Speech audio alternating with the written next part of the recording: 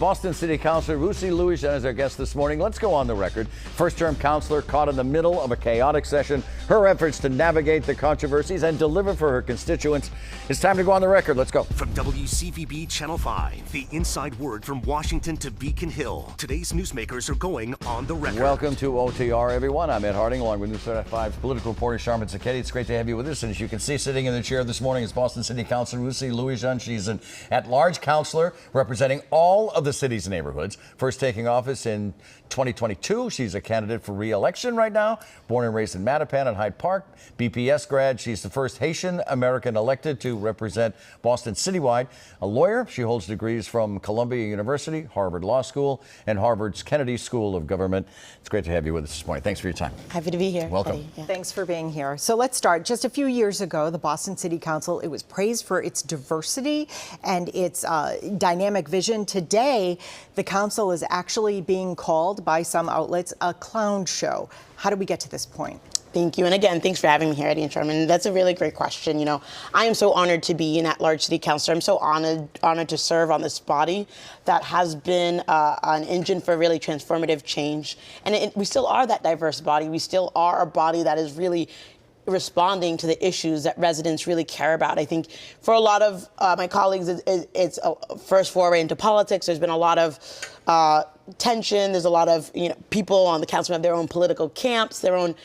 So there's an adjustment period, and there's been more headlines than anyone would like during their first time on the city council. Me and my team, we try to keep our head down and do the work, and I'm just grateful to be in this position. How did it get to this point, though? I think, the Boston City Council is 13 members, and that's 13 very strong personalities and very strong opinions on how best to lead the city. And I think when, and we also came in right on the heels of, as COVID was still a very big part of everyone's lives. So the collegiality, the team building that's probably necessary to create more of a collegial atmosphere wasn't as strong as it could have been. But I've only been in office for now 18 months, and there's still a lot of room for us to grow as a body. We need to spend less time on the controversies and more time addressing the potholes and making sure that our schools are excellent schools for all of our students. I think that's what the people of Boston really care about. Which is an admirable position, but many of the errors are unforced errors. Many of the errors that the council is getting the headlines for are unforced errors that take attention away from refilling the potholes, which gets in the way of doing the job. No, Eddie, that is right.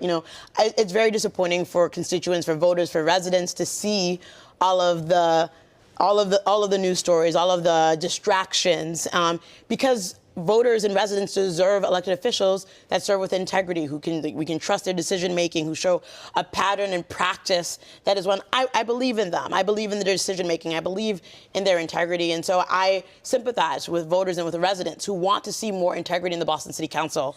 So as you just said, you believe in their integrity. Your council colleague, Ricardo Arroyo, recently admitted to ethics violations. Kendra Lara has been caught up in a controversy over a car crash in JP. Police say that she was speeding, that she did not have a valid license, and not just for a year, for a long period of time, didn't have insurance. Her child was not in a required booster seat and was injured. She has apologized. Should she and Councilor Arroyo resign? I think the voters really are the ones who have to decide who is it that they want to be their representative? How do they want to be represented? What are the trade-offs there? And I believe that at the end of the day, they want representatives who are going to focus and who are going to be taking up time in the news, addressing the issues of community safety, making sure that our schools are quality, making sure that we are tackling the housing crisis that we have right now, and the climate crisis. Less time on the headlines, on these unforced errors. Those are all taking up room in our media, in our chambers, from the real issues that are really hard and really important for the residents. So I want us to get back there. I want us to be focusing on the work. And do voters deserve a better quality of candidate? I mean, Councilor Fernandez-Anderson said she didn't realize at first that hiring her sister and her son was unethical.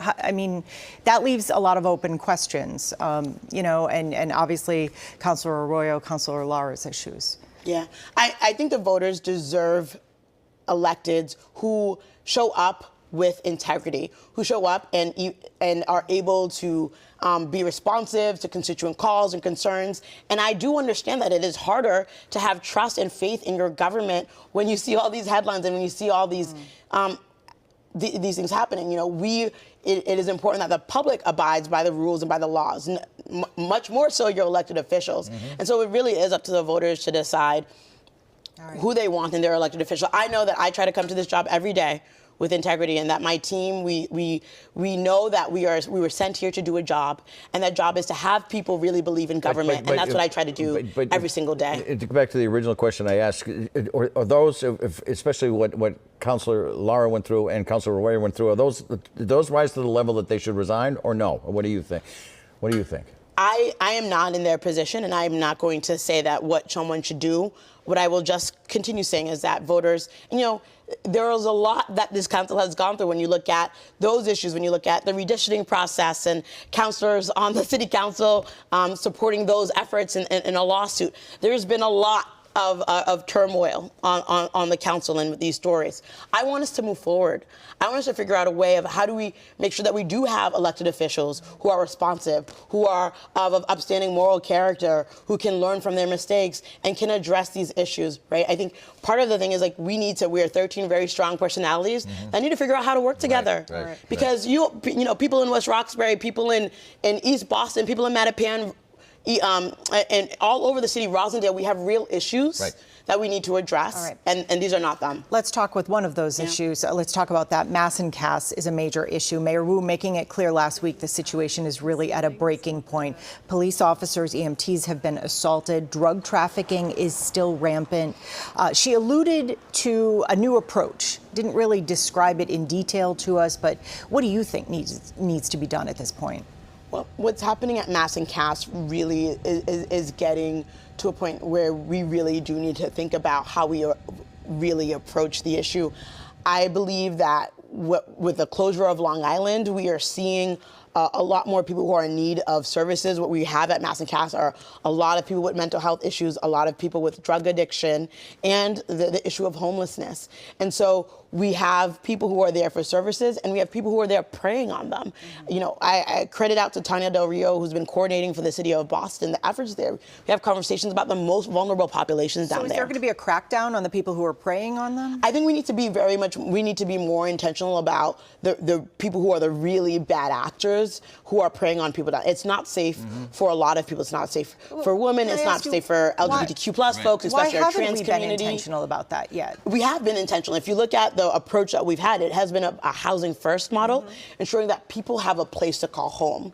There have been a number of people, I believe close to 150 people, who have been through Mass and Cass via the city's program, who now have permanent housing. Right.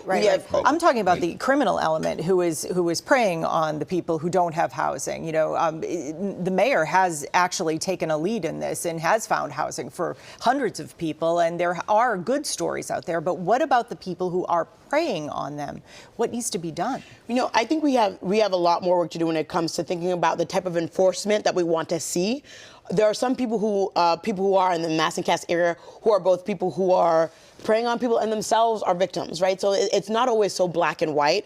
What I will say is that I do believe that there's this perception that everyone at the Mass and Cass area is unhoused. That is not the case, actually. The majority of people have a place where they can sleep at night, which is not the Mass and Cass area. So we do need to continue with this housing first model, and we do need to figure out how do we prevent these encampments from becoming larger, because it's not safe. These are close confinements. You know, it's where bacteria spreads. It becomes a really big public health issue. So we really do need to figure this out, and we do need to make sure that we are going after the very bad actors in partnership with the Boston Police Department, with Boston Public Health Commission. It is a really all hands on deck, and really need the participation more fully of the state to really be addressing this issue, which is one that has really resulted from the opioid crisis. There's another issue to bring up too, and I want to talk about redistricting. Boston will hold its preliminary elections next month. Yes. Your efforts to solve a redistricting standoff helped keep everything on track, but it was an ugly process at times. So what did it take to pull things together? Yeah, it was. I want to again thank my colleagues who